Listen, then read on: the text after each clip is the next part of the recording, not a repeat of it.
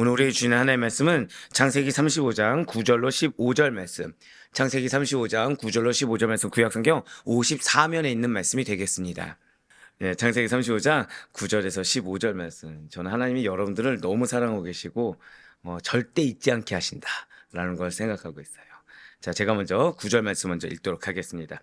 야곱이 밧단 아람에서 돌아오매 하나님이 다시 야곱에게 나타나사 그에게 복을 주시고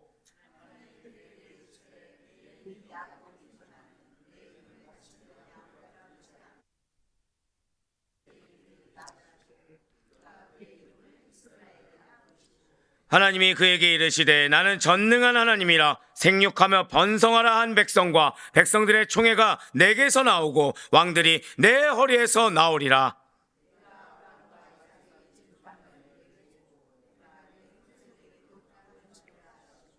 하나님이 그와 말씀하시던 곳에서 그를 떠나 올라가시는지라.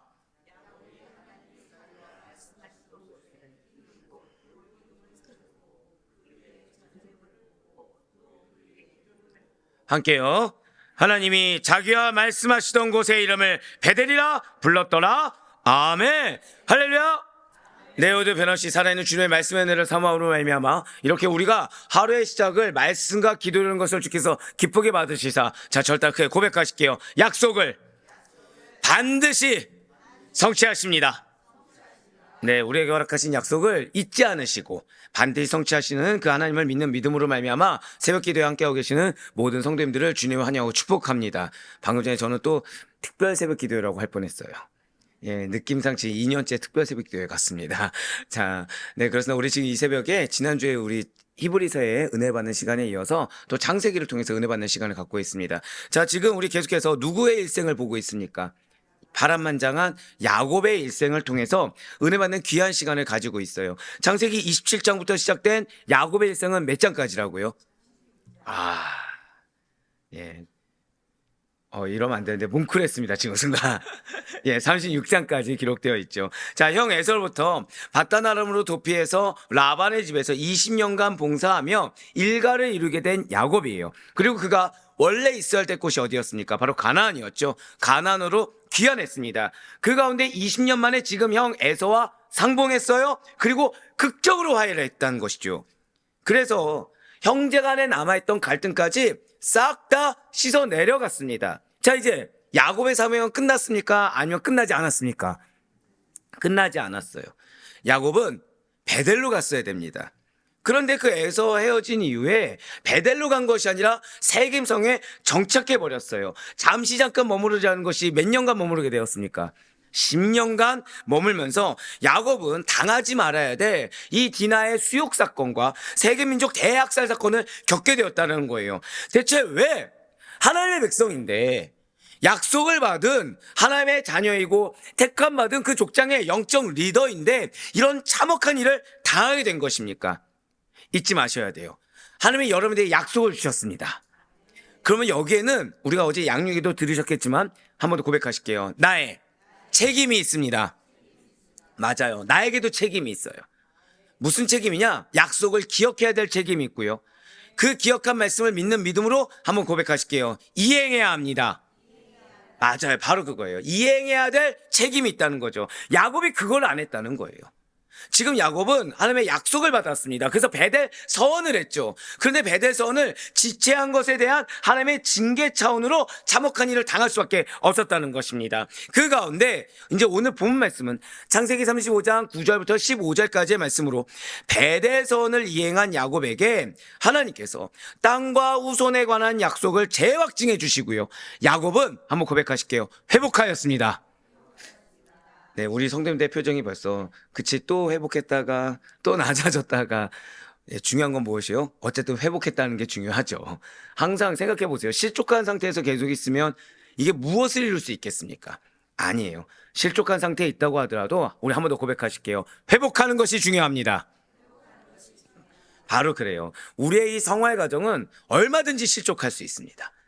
물론 그 실족이 당연한 건 아니죠. 걸려 넘어졌다는 표현을 좀 바꿔서 해볼게요. 걸려 넘어질 수 있습니다. 하지만 일어나는 것이 중요해요.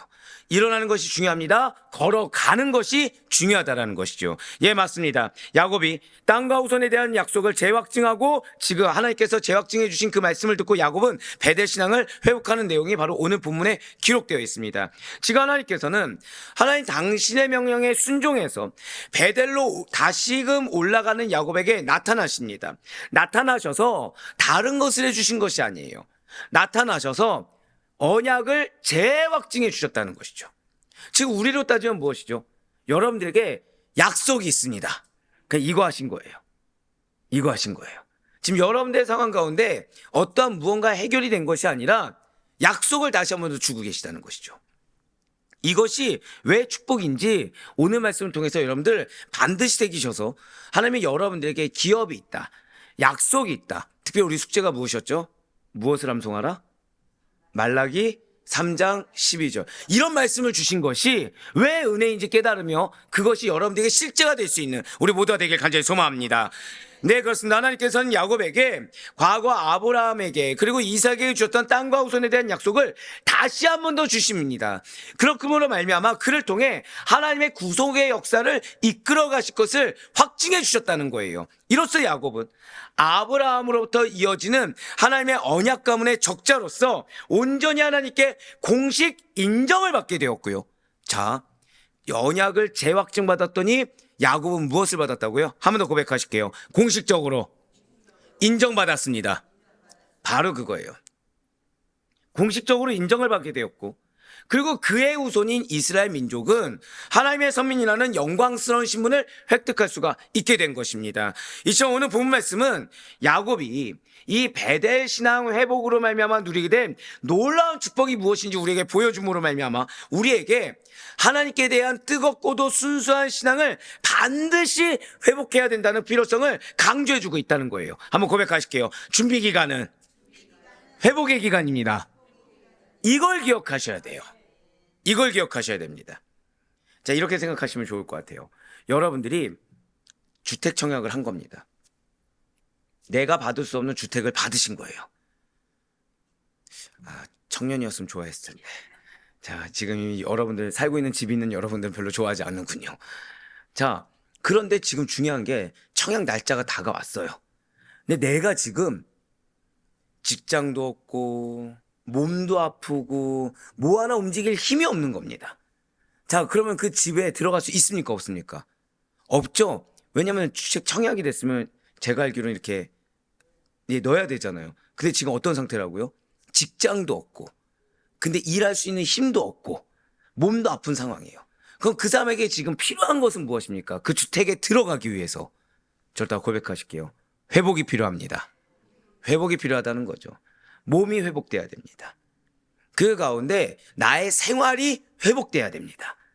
그러니까 일을 해야 되는, 마땅히 자기 할 일을 해야 되는 생활도 회복돼야 되고 육신의 강건함도 회복돼야 그래야 그 집에 들어갈 수가 있다는 것이죠. 마찬가지라는 거예요. 지금 하나님께서는 우리를 준비시키고 계십니다. 준비시키기 위해서 우리를 회복시키기를 원하십니다. 어떤 회복이요? 하나님만을 바라보는, 그냥 하나님만을 바라보는 것이 아니라 뜨거운 신앙, 열정적인 신앙, 순수한 신앙을 회복하기 원하시다 오늘 이 말씀을 바로 이 시점에 주셨다는 사실을 반드시 믿으시길 바라요. 먼저 창세기 35장 9절 말씀 보도록 하실게요. 야곱이 밧단 아람에서 돌아오매 하나님이 다시 야곱에게 나타나사 그에게 복을 주시고, 아멘. 자, 지금 하나님께서는 야곱의 가나안 귀향을 공식적으로 인정해 주셨습니다. 그러면서 야곱에게 나타나셔서 그에게 복을 주셨다는 거예요. 자, 그렇다면 이전에는 야곱에게 복을 주시지 않았단 말씀입니까? 자, 지금 붉은색으로 표현된 부분 한번 보시길 바래요. 하나님이 다시 야곱에게 나타나서 그에게 복을 주시고 라고 나와 있습니다. 지금 이 말씀이 뜻하는 것은 하나님이 이전에는 야곱을 제대로 축복하지 않으시다가 베델로 돌아오자 제대로 축복하셨다라는 의미가 아니에요. 그 뜻이 아닙니다. 이전에도 하나님께서는 야곱을 돌봐주셨어요. 그래서 많은 처자식과 재산을 얻게 해주셨습니다. 어떤 상태에서요? 무일푼에서, 아무것도 없는 상태에서 은혜를 베풀어 주셨다는 거죠. 그렇지만 잘 기억하시길 바라요. 여러분들이 이전에 받은 은혜들이 있습니다. 그런데 우리는 지금 2025년도에 대한 약속의 말씀을 받았어요. 이거와 연관된 메시지입니다. 자, 지금 여기서 주신 말씀은 이전에 야곱이 누려왔던 은혜와 축복과는 절대 고백하실게요. 차원이 다릅니다. 차원이 다른 축복이라는 거예요. 그러니까 이전에 하나님께서 야곱에게 축복을 베풀어 주셨습니다. 그런데 지금 여기에서 복을 주시고 이 복은 이전에 내가 누려왔던 축복과는 차원이 다른 축복이라는 거예요. 맞습니다. 그동안 하나님께 야곱은 분명히 축복을 받았어요. 하지만 이건 뭐라고요? 비교할 수도 없는 놀라운 것을 지금 허락받은 것입니다. 여기서 하나님께서 야곱에게 주신 축복은 그의 후손이 번성하고 야곱의 후손 중에 한번 고백하실게요. 왕이 나옵니다. 뭐 여기서 또 내 손자가 왕이 된다 이게 아니겠죠. 아멘. 이러면 큰일 납니다 제가. 그런 뜻이 아니겠죠. 지금 야곱입니다. 야곱. 즉 야곱이 감히 지금 생각할 수 없는, 야곱은 지금 상상할 수 없는 그 축복을 지금 하나님께서 선포해 주셨다는 거예요. 저 다 고백하실게요. 우리의 약속을, 나의 약속을 하나님께서 선포하셨습니다. 이걸 기억하셔야 되는 거예요. 이걸 기억하셔야 되는 겁니다. 그리고 이삭에게 약속하신 땅을 야곱과 야곱의 후손들에게 주시겠다. 그러니까 이전에 허락했던 그 약속. 왜 신방하다 보면 그런 말씀들이 있습니다. 분명히 이제 결혼할 때나 이렇게 자녀를 낳을 때 하나님이 나에게 분명히 비전을 주신 것이 있습니다. 그런데 지금 내 배우자를 봤더니, 지금 내 자녀를 봤더니 그 비전은커녕 지금 얘가 믿음 생활만 해도 좋겠습니다. 이런 고백을 들을 때가 있어요. 자, 그럼 하나님은 그 약속을 잊어버리신 겁니까? 그 약속은 사장된 것입니까? 아니라는 거예요. 오늘 말씀이 여러분들에게 그래서 위로가 됩니다. 한번 고백하실게요. 지금도 기억하고 계십니다. 아멘은 안 나오네요. 네, 지금도 기억하고 계시다는 거예요. 예, 맞습니다. 하나님께서는 지금 아브라함에게 약속하신 거, 이삭에게 약속하신 것을 기억하시사 지금 야곱에게 그 후손들에게 그것을 그대로 이어서 주시겠다라는 놀라운 축복을 주십니다. 그러한 축복의 구체적인 내용이 오늘 본문 35장 11절과 12절에 잘 나와 있어요. 지금 하나님께서는 야곱에게 자손과 땅에 대한 약속을 재확증해 주고 계십니다. 11절과 12절의 말씀입니다. 하나님이 그에게 이르시되 나는 전능한 하나님이라 생육하며 번성하라 한 백성과 백성들의 총회가 내게서 나오고 왕들이 내 허리에서 나오리라. 내가 아브라함과 이삭에게 준 땅을 내게 주고 내가 내 후손에게도 그 땅을 주리라 하시고. 아멘. 지금 먼저 11절에 붉은색으로 표현된 부분을 보시길 바래요. 자, 생육하며 번성하라 라고 나와 있습니다. 실제로 이 약속대로 이스라엘은 400년 후에 지금 12아들에서, 지금은 뭐 11아들의 뭐 딸 하나죠. 하지만 곧 12아들이 되니까요. 12아들에서 어떻게 되죠? 약 200만 명이라는 엄청난 민족으로 성장하게 된다는 거예요. 어떻게 이러한 급성장, 어떻게 이러한 번성이 가능하게 된 것입니까? 지금 하나님께서 허언을 하신 것입니까? 아니라는 거죠. 한번 고백하실게요. 약속의 성취는 간단합니다. 이걸 기억하셔야 돼요. 왜 간단할까요? 어떻게 해서 이런 일이 지금 간단하다고 표현할 수가 있는 것입니까? 이유는 하나예요. 약속하신 분이 하나님이시고 그것을 이루시는 분도 전능하신 하나님이시기 때문인 거예요. 필요한 건 무엇이죠? 믿음이에요. 믿음입니다. 우리의 믿음이 필요한 것이지, 그것도 어떤 믿음이요? 100% 믿음이 필요해요. 좀 더 높은 수준의 믿음을 요구하고 싶지만 100% 믿음. 내 눈에 가능성이 없어 보이는 내 가족이라고 하더라도 이 내 눈을 믿는 것이 아니라 무엇을 믿는 거예요? 약속의 말씀을 믿는 겁니다. 그러했을 때 간단하게 이루시는 하나님이 우리의 하나님이신 줄 믿으시길 바래요. 네, 그렇습니다. 진실로 하나님께서는 모든 것을 이루실 능력이 되십니다. 다만 그럼에도 불구하고 지금 내가 그분의 응답, 그분의 결실을 경험하지 못한다고 한다면 그것은 하나님의 발이 짧기 때문이 아니에요. 하나님이 무정해서도 아닙니다. 하나님이 기억하지 못해서도 아니라는 거예요. 단 하나입니다. 한번 고백하실게요. 나의 믿음 때문에. 맞아요. 내 믿음이 부족하기 때문에, 또는 내 믿음이 없기 때문에, 내 믿음이 변질했기 때문이라는 거죠. 진실로 하나님께서는 우리의 기도에 응답하십니다. 정확히 말씀드릴까요? 우리의 믿음, 절대적인 믿음의 기도에 반드시 응답하신다는 사실을 잊지 마시길 바래요. 그리고 12절 말씀을 보시면 하나님께서는 아브라함과 이삭에게 약속하신 땅을 야곱과 그 후손들에게 주시겠다라고 말씀하신 것을 볼 수 있어요. 이런 하나님의 약속은 아직까지, 지금 야곱은 일정한 거처가 없이 떠돌아다니는 신세입니다. 그런 그에게 얼마나 축복의 말씀인지 몰라요.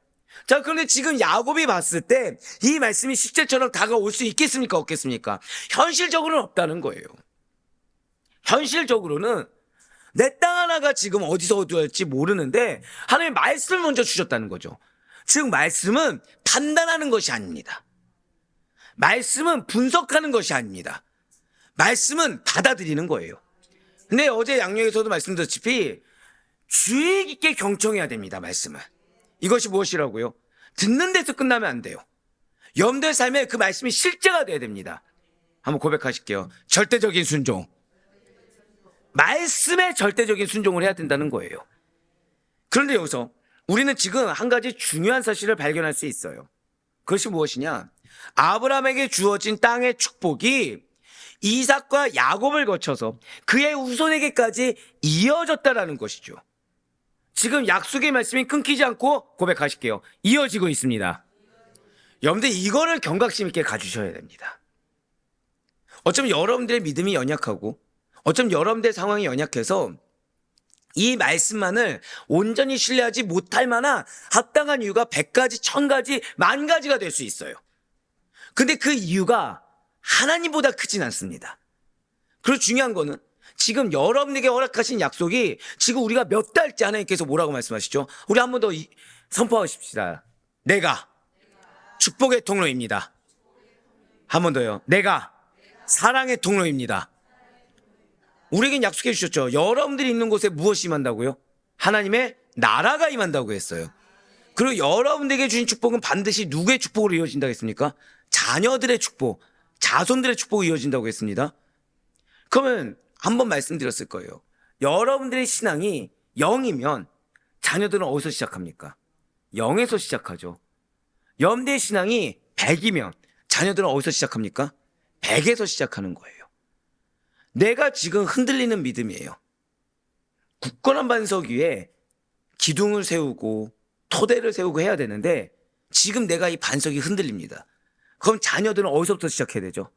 이 반석을 다지는 것부터 시작해야 되는 거예요. 그 길을 걷게 하고 싶습니까? 아니라는 거죠. 지금 우리는 그걸 잊지 말아야 돼요. 아브라함에게 주어진 땅의 축복이 그의 후손에게까지 이어졌다는 사실이에요. 물론 이것은 전적으로 근본적으로 하나님의 은혜입니다. 또한 아브라함과 이삭과 야곱의 의로운 믿음, 순도 높은 믿음이 있었기 때문에 가능했다는 사실을 부인할 수가 없다는 거예요. 무엇입니까?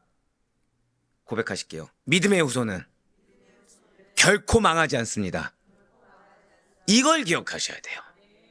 지금 내 눈에 자 한번 우리가 이삭이라고 한번 생각해 봅시다. 내가 이삭이에요. 근데 나이가 든 이삭이 아니라 신실한 이삭이라 생각해 봅시다. 신실한 이삭이요. 근데 야곱을 봤어요. 에서를 봤어요. 어떠시겠습니까? 에서의 신앙이 없고 무엇을 즐겨요? 이방 여인들 사냥 즐겨하는 그 모습. 내 큰아들이 뭐만 하고 있어요? 교회 와서 예배 안 드리고 바깥에 가서 허랑방탕하게 놀고 다니는 거예요.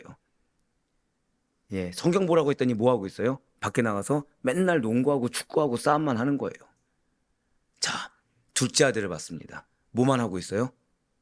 아무것도 안 하고 집 한 구석에 처박혀서 책만 보고 있는 거죠. 너 그 책 봐서 뭐하냐? 시험해야도 마라. 자격증 따라 했더니 뭐 하고 있는 거예요?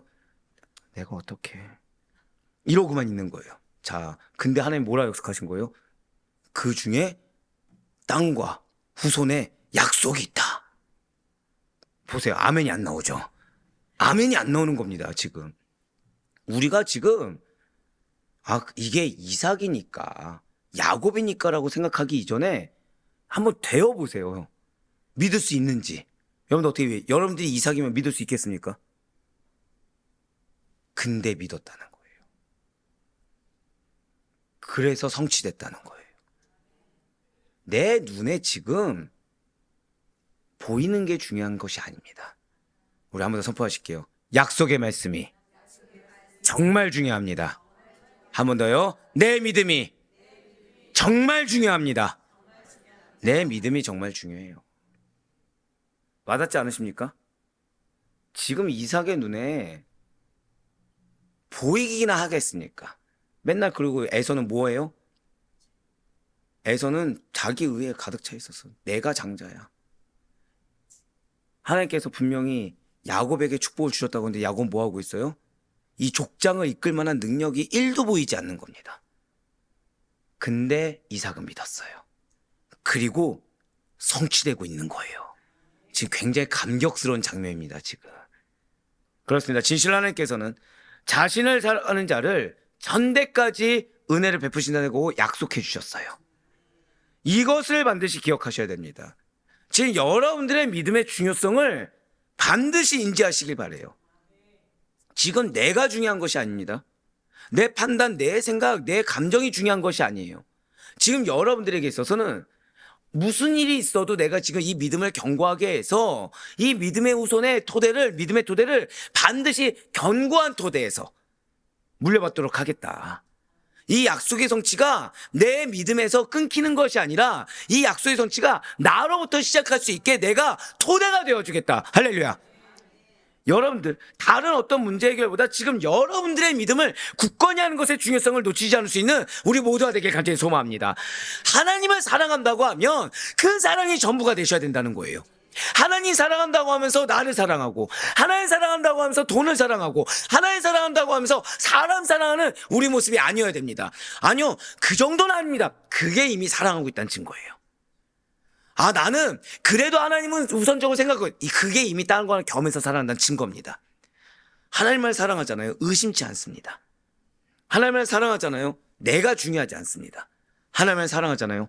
말씀을 믿는 것이 최우선이 된다는 거예요.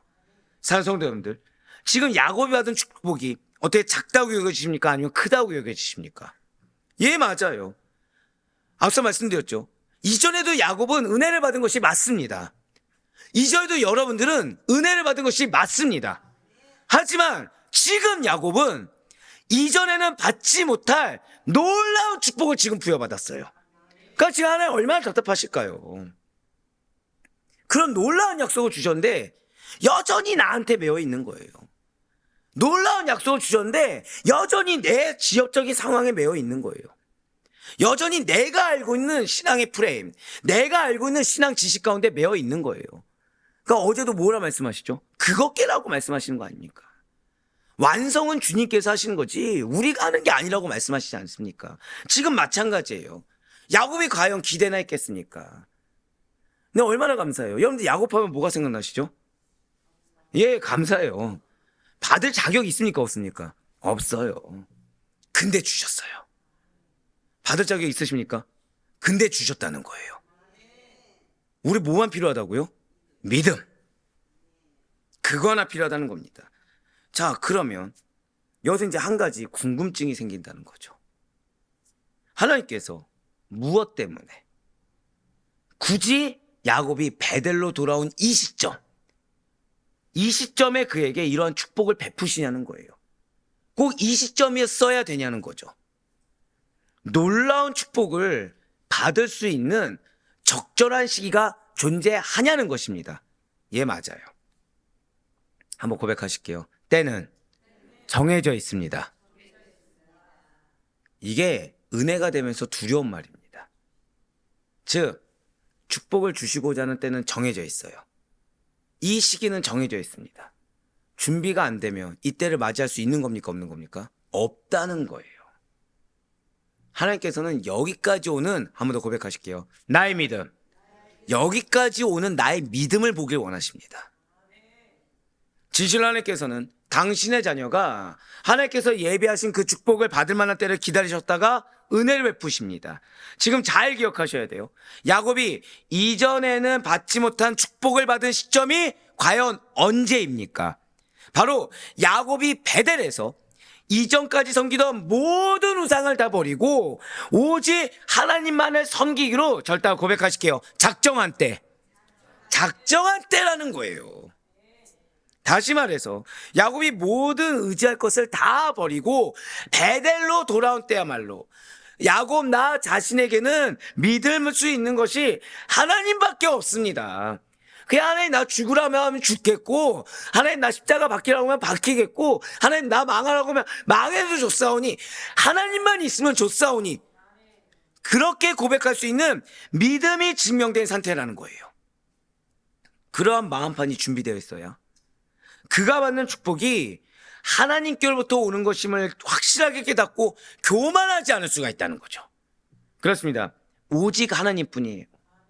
오직 그 하나님만을 절대 신뢰하는 믿음뿐인 것입니다.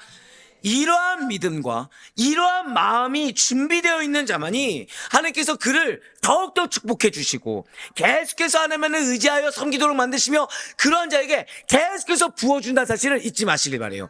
여러분들 믿음은 죄송하지만 편파적입니다. 있는 자가 더 있게 돼요. 없는 자는 계속 얻게 됩니다.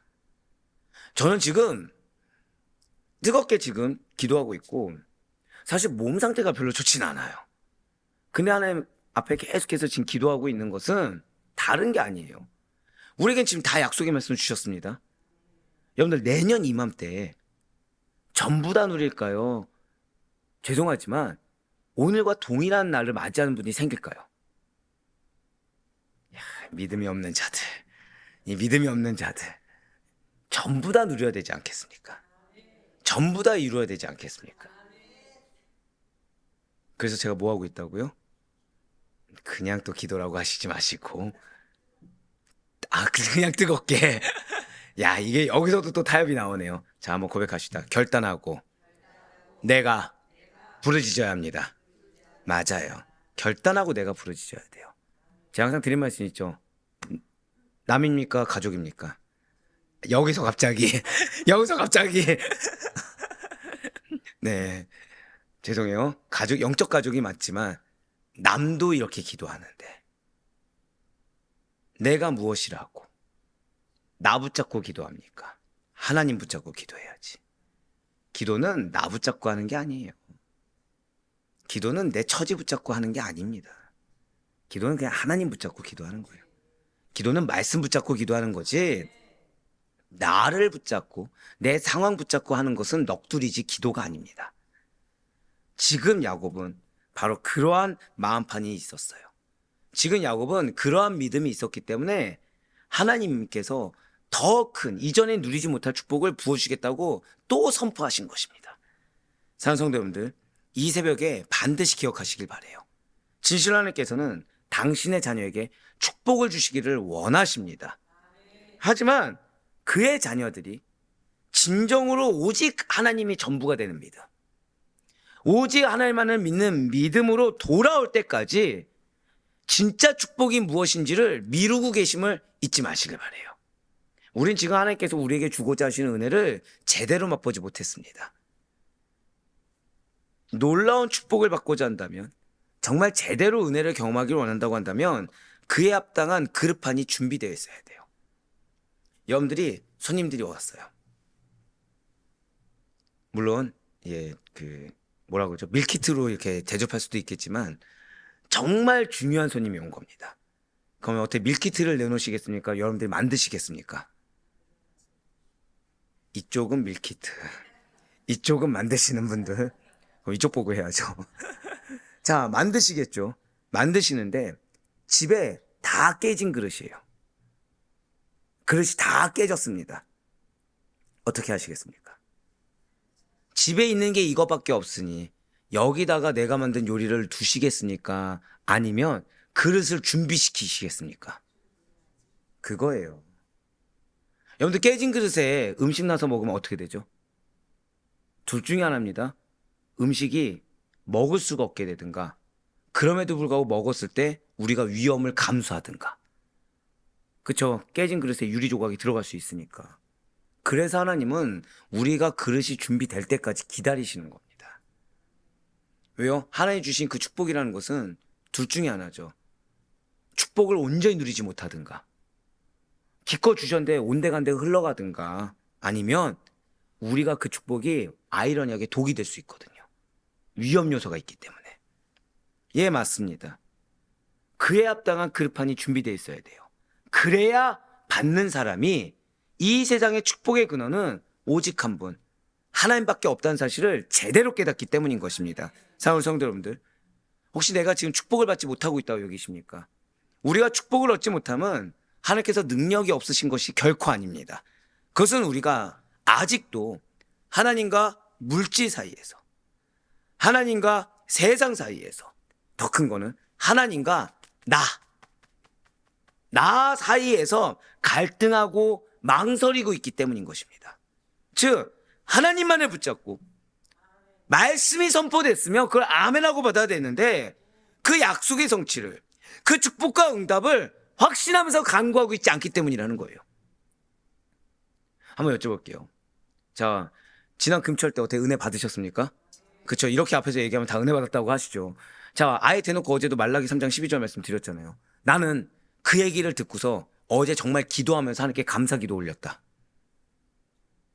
이게 현실입니다, 진짜로. 말라기 3장 12절이 막 저주의 메시지였나요? 아니죠, 축복이죠. 근데도 그거를 우리는 붙잡고 기도조차 안 하는 거예요.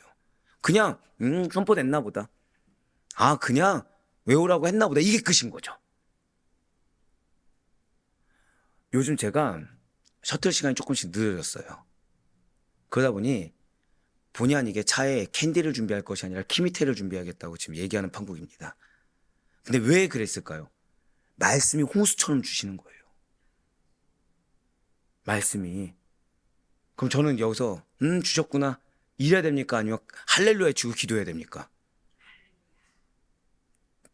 저는 그래야 되는데. 축복의 당사자는 누구죠? 자, 여기서 축복의 당사자니까 또 누가 나와요? 나. 기도는 누가 해요? 남. 축복은 누가 누려요? 나. 이게 어찌 된 일입니까? 기도합시다. 정말 붙듭시다. 나를 위한 건데 내가 안 붙들고 누가 붙들겠습니까? 남이 붙들어서 이렇게 떠먹여 주길 바라십니까? 그건 깨진 그릇이에요. 그건 깨진 그릇입니다. 만약에 지금 우리들이 2025년도에 하나님께서 응답하시겠다는 약속을 받을 준비를 잘하고 있지 못하고 있다고 한다면, 만약에 여전히 내 마음속에 물질, 세상, 사람 또는 나에 대한 의지와 애착이 있다고 한다면 다 내려놓으시길 바래요. 트라우마도 내려놓으셔야 되고, 내 육신의 소욕도 내려놓을 수 있어야 되고, 내 감정의 소욕도 내려놓을 수 있어야 됩니다. 그러한 것들은 여러분들에게 마음의 족함을 주는 것 같지만 사실 진정한 축복을 줄 수가 없습니다. 지금 하나님께서 무엇을 주겠다고 지금 말씀하신 거예요? 이전과는 다른 축복. 오늘 여러분들 다른 거 기억 못하셔도 좋습니다. 두 가지 기억하셔야 돼요. 저따가 고백하실게요. 이전과는 다른 축복. 약속이 뭐라고요? 이전과는 다른 축복이에요. 근데 두 번째가 무엇이라고요? 절대 고백하실게요. 나의 마음판이 정말 중요합니다. 이거 기억하셔야 돼요. 이거 기억하셔야 돼요. 저는 하나님이 정말 사랑이 많다고 생각합니다. 왜냐하면 여러분들 마음판이 준비 안 됐으면 하나님은 그냥 촉대를 옮기시면 되죠. 근데 우리에게 지금 무슨 기간을 주셨어요? 준비 기간을 주고 계신 거예요. 빨리 버리라고. 빨리 그릇 살 시간을 주신 거예요. 지금 그릇을 사든 빚든 어떻게든 그릇을 지금 준비해 놓으라는 겁니다. 마련해 놓으라는 거예요. 나는 줄 준비가 돼 있으니 제발 이전 것을 지금 부여잡고서 깨진 그릇이 아닌 척 속이지 말고 깨졌다고 빨리 인정하고 버리라는 거예요. 오직 축복의 유일한 근원 되시는 하나님께만 매달리시고, 오직 하나님만을 믿는 믿음만을 붙잡으셔서 약속의 성취하심을 누리시며 그 하나님의 능력에 감탄하며 증거할 수 있는 2025년도가 되길 간절히 소망합니다. 계속해서 창세기 3장 35장 10절 말씀 보도록 하실게요. 하나님이 그에게 이르시되 내 이름이 야곱이지만은 내 이름을 다시는 야곱이라 부르지 않겠고 이스라엘이 내 이름이 되리라 하시고 그가 그의 이름을 이스라엘이라 부르시고 아멘. 자, 지금 하나님께서는 붉은색으로 보시면 야곱의 이름을 다시는 야곱이라 부르지 아니하고 이스라엘이라 부르겠다라고 말씀하신 것을 볼 수 있습니다. 자, 이렇게 야곱의 이름이 바뀐 것은 무엇을 뜻하는 것입니까? 자, 약속이요? 정체성. 왜 미소를 했을까요? 이럴 때 연구하길 자행이다. 예, 저의 이런 어떤 위치에 대한 자긍심을 느낍니다. 자, 이거는 그저 정체성도 일견 맞을 수 있습니다. 그의 인격이 바뀌었다는 거예요. 자, 여러분들 어떻게 성격, 성품, 인격 잘 바뀝니까? 안 바뀝니까? 안 바뀌죠. 바뀌었다는 거예요. 한번 고백하실게요. 사람의 변화가 하나님은 가능케 하십니다. 이걸 믿으셔야 돼요. 아멘이십니까? 지금 여러분들 머릿속에 떠오르는 그분 바뀐다고 믿으시면 돼요. 무엇을 통해 바뀌죠? 자, 여기서 갑자기 하나님이 나오는 거죠. 자, 저다가 고백하실게요. 나의 믿음. 야, 오늘 어마어마합니다. 네. 기도도 누가 해요? 내가. 축복은 누가 받아요? 내가. 자, 내가 생각한 그 사람 변화될 것 같지 않은 그 사람 누가 변화시켜요? 내 믿음이 아니라 하나님이 알아서. 빨리 버리세요. 빨리 버리세요. 주여, 내가 십자가를 줘도 좋사오니 나의 믿음을 통해 변화될 걸 믿습니다. 2명 하면 나왔네요. 네. 지금 이 인원들 중에서 겨우 2명, 10분의 1도 안 되는 2명. 지금 하나님께서는 야곱의 이름을 바꾸셨습니다. 그것이 무엇을 뜻한다고요? 절대 고백하실게요. 그의 인격이 바뀌는 것입니다.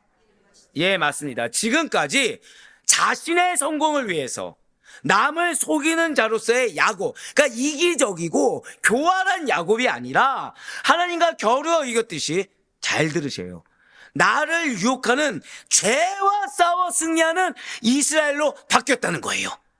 여러분들 마음에 누가 상처를 줍니까? 이기적인 자가 주는 거예요. 교활한 자가 주는 거예요. 약속한 것을 이루지 않고 금방 변개하는 자가 마음에 상처를 주는 겁니다. 그 자가 바뀌었다는 거예요. 그 자가 지금 어떤 상태라는 거예요? 죄의 유혹을 받고 있다는 거죠. 근데 죄의 유혹을 이기지 못해서 사람을 속이는 자로서 있는 것이 아니라 그 죄의 유혹을 이기고, 절대 고백하실게요. 반드시 하나님 앞에 서 있습니다. 할렐루야. 제가 왜 할렐루야 외치는지 아십니까? 응답이에요. 응답입니다. 지금 아멘이 나와야 될 분이 안 나오고, 지금 그쵸, 기도도 다른 사람이, 아멘 화답도 누가 해요? 다른 사람이. 자, 스스로 우리 그냥 전부 다 고백합시다. 아멘. 예, 맞아요. 응답의 약속인 겁니다. 그렇다면 지금 야곱, 무엇이 야곱을 바꾸게 만드는 것입니까? 부모가 바꾸었나요? 형 에서가 바꾸었나요? 그가 고난을 겪을 만큼 겪었으니까 야곱이 바뀐 것입니까? 아닙니다. 바로 잘 들으셔야 돼요. 야곱이 만난 하나님 덕분입니다. 지금 제가 그냥 하나님이라고 안 했죠? 야곱이 만난 하나님 덕분이에요. 한 번 더 고백하실게요. 내가 축복의 통로입니다. 이게 무슨 뜻이냐? 한 번 더 고백하실게요. 내가 하나님을 깊이 만나야 합니다. 맞아요. 여러분들이 만난 하나님을 그가 만납니다. 여러분들이 만난 하나님을 그 세상이 만나게 되는 거예요. 그토록 비겁하고 때로는 간교했던 야곱이 하나님을 진정을 만나는 순간 겸손하고 의로운 자로 바뀌었던 것입니다. 바로 이것이에요. 하나님을 진정으로 만난 사람은 그 인격에 반드시 변화가 일어납니다. 하나님을 온전히 만나면 죄인이 의인이 되고, 하나님을 온전히 만나면 종교인이 성도이자 그리스도인이 되는 거예요. 오늘날 교회에 다니는 성도님들 중에서 오랜 신앙생활의 연륜을 가지고 있으면서도 세상 사람들과 세상에 속한 자들과 똑같이 생활하고 생각하며 움직이는 자들이 존재합니다. 이러한 사람들은 하나님을 진정으로 만난 사람들이 아니라는 거예요.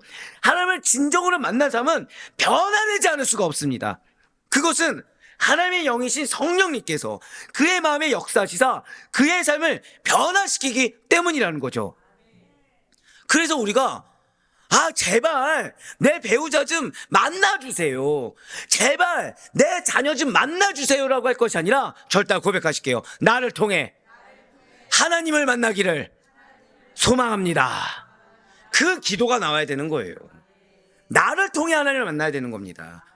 내 삶 가운데 역사하시고 나의 모든 인격 가운데 역사하는 하나님을 그 삶이 표면적으로 볼 수 있도록 여러분들이 더 충만하게 만날 수 있어야 되는 거예요.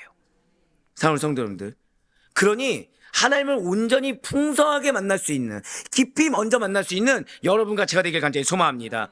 그래서 가장 먼저 누가 변해야 돼요? 내 인격, 내 마음이 변화되고. 자, 그쵸? 왜죠? 지금 방금 전에 우리가 웃으기로 했지만 지금 말씀 붙잡고 기도하셨습니까? 안 하셨습니까? 안 해요. 기도 제목 가지고 기도합니다. 근데 정작 약속의 말씀 붙들고서는 그러려니 하고 넘어가는 우리들, 십자가를 지는 것 앞에서 모른 척하는 우리들, 우리가 먼저 변해야 돼요. 내 생각이 바뀌어야 되고 내 마음이 바뀌어야 되고, 그 가운데 내가 원래 성향이 이건데 이 세 가지 중에 하나만 드러냈어, 이게 아니라 정말 그리스도의 향기가 드러나는, 정말 그리스도의 말씀이 보여지는 그러한 인격으로 삶이 변해서 하나님과 사람 모두에게 인정과 칭찬을 받으며 기쁨이 될 수 있는 우리 모두가 될 수 있게 간절히 소망합니다. 이제 마지막으로 창세기 35장 14절과 15절 말씀 보시길 바라요. 야곱은 하나님을 만난 곳을 기념하여 그곳 이름을 베델이라고 부른다는 것이죠. 14절과 15절 말씀입니다. 야곱이 하나님이 자기와 말씀하시던 곳에 기둥, 곧 돌기둥을 세우고 그 위에 전제물을 붓고 또 그 위에 기름을 붓고 하나님이 자기와 말씀하시던 곳의 이름을 베델이라 불렀더라. 아멘. 자, 중요한 말씀이 나왔어요. 자, 지금 14절에 붉은색으로 표현된 부분을 보시면 기둥, 곧 돌기둥을 세우고 라고 나와 있습니다. 여기서의 기둥은 원어로 마체바라고 합니다. 마체바. 그런데 지금 기둥은 기둥인데, 그러니까 마체바는 마체바인데 지금 어떤 기둥이라고 나와 있습니까? 돌기둥이라고 나와 있죠. 원어로는 마체바 아벤입니다. 그러니까 야곱이 지금 세운 마체바가 어떤 마체바인지 지금 다시 한 번 더 부연 설명하며 재언급하고 있다는 거예요. 사실 우리 성도님들은 여기까지만 해도 왜인지 아시죠? 자, 성경에서 반복은 무엇이다? 중요하기 때문이죠. 왜입니까? 맞아요. 지금 야곱이 베델에 세웠던 이 마체바 아벤, 처음의 돌기둥을 한번 고백하실게요. 상기시키고자. 예, 맞아요. 우리로 하여금 상기시키고자 한 속뜻이 담겨 있는 것입니다. 자, 진실로 성경에는요, 지금 야곱이 그의 생애 동안 이렇게 마체바를 세운 것이 총 4번 기록되어 있습니다. 몇 번 기록되어 있다고요? 4번 기록되어 있어요. 첫째는 에서를 피해서 바다나름으로 가다가 꿈속에서 하나님을 만난 베델에서 첫 번째로 세웁니다. 두 번째는 가나안으로 돌아오는 도중에 추격해온 라반과 언약을 맺은 길르앗에서 두 번째입니다. 베델, 길르앗.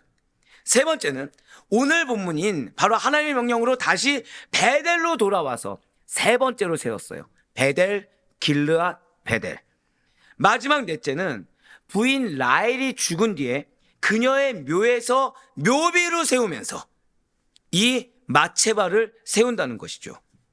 이처럼 야곱은 하나님 또는 사람 사이에 있었던, 한번 우리 고백하실게요. 중요한 말입니다. 특별한 일을 기념하기 위해. 예, 맞습니다. 그러니까 언제나 야곱은 하나님과 나 사이에, 사람과 나 사이에 있었던 특별한 일을 기념하기 위해서 늘 항상 마체바를 세웠어요. 사실 우리 성도님들 역시 마찬가지라는 거죠.